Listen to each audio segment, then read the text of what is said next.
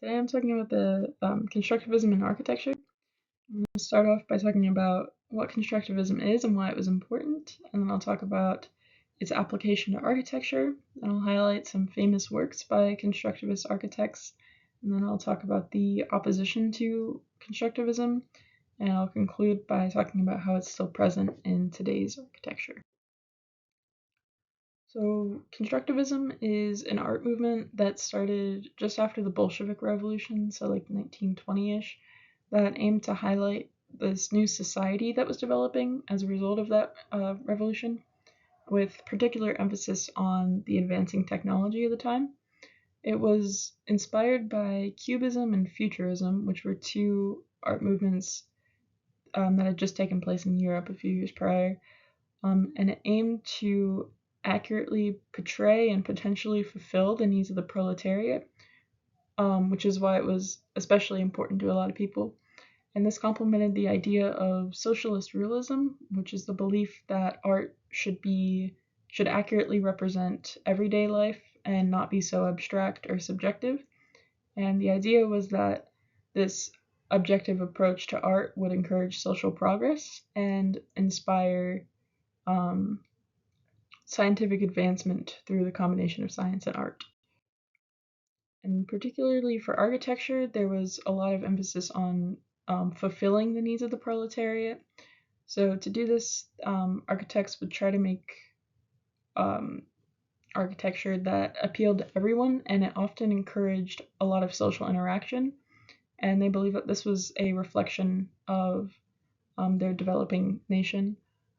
There's a lot of emphasis on using modern materials, which would have included steel, glass, and concrete at the time. Um, and a lot of the designs that we'll look at include rotating parts, which allowed for the application of more complex engineering.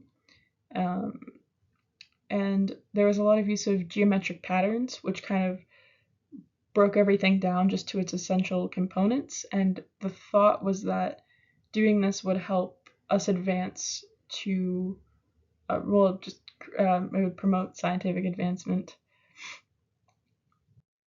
The first one is the Monument to the Third International. This is also called Taitlin's Tower because it was designed by Vladimir Taitlin.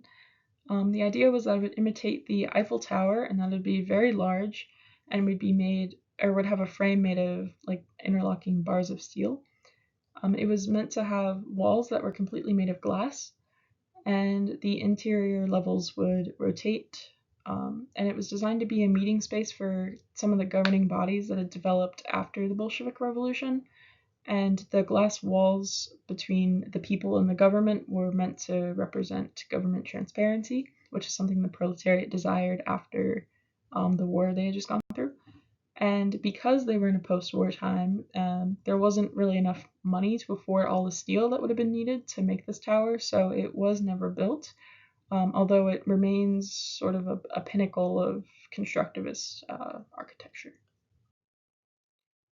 The next one is called the Lenin Tribune, and it was a very technologically advanced platform that had like this elevator that would raise up. Well, it was designed for Lenin, but it was intended to be used by any leader, any speaker. Um, it would raise them up above an audience, and then it would rotate as they spoke, so that they could reach a broader audience. Was the representation behind it? That's why it appealed to the proletariat, because it was kind of like the rotating was symbolizing like it appealing to all of them. And this connected technology to the new Soviet leaders, although it wasn't as utilitarian as a lot of constructivist architecture products tended to be. The third is the social condenser, which is a type of communal housing unit developed by Ginsberg that attempted to scientifically manage human interaction. The aim behind this was to encourage this communal way of living and which would ultimately lead to the creation of new social norms that would push human consciousness to this unprecedented level or help us evolve past what we had already reached. These were really good for promoting community, cooperation, and equality, and therefore they received a lot of support from Lenin. The building in the picture is called the Narkomfin building. It's in Moscow, I believe, and it is where a lot of finance officials from the government would live. And it's considered an endangered building by UNESCO. And I included it because its status as such reflects the value that's placed in constructivist architecture. So at the time, there was this debate going on about what the real purpose of art and architecture was. There were two sides to this. There were the constructivists, and then there were the rationalists. The OSA, or the Organization of Contemporary Architects, were the constructivists. They embraced the typical constructivist thoughts that art should be to represent the needs of everybody and try to fulfill them, and they stuck to the using geometric patterns so that it was less about art and more about emphasizing the use of technology. And they believed that architects needed to think like sociologists and engineers to be effective.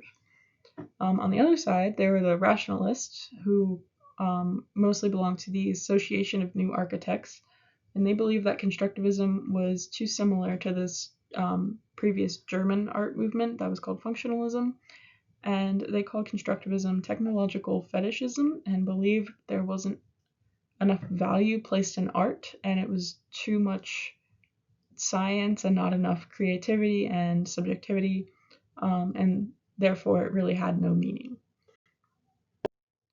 So although there was a pretty serious debate going on between the two sides, which definitely both had some credibility, there was a lot of constructivist architecture produced, and most of it remains standing to this day.